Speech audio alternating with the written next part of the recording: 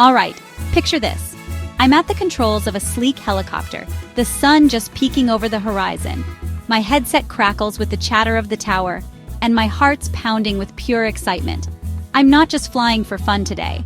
I've got a real mission, picking up passengers at the airport. I guide the chopper smoothly over city rooftops, the world spreading out beneath me.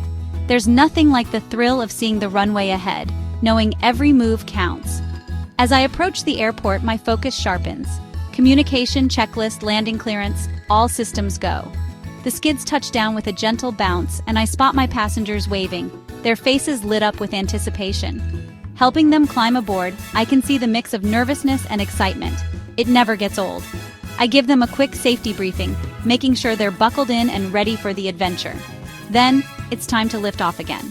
As the rotors beat overhead and the ground drops away, I realize this isn't just about flying. It's about sharing the magic of flight. Every takeoff is a new beginning, every landing a story to tell. Flying isn't just a skill, it's a passion. And today, it's about connecting people, turning a simple airport pickup into an unforgettable journey. If you've ever dreamed of taking the controls, trust me, there's no feeling like it. Blue skies, everyone!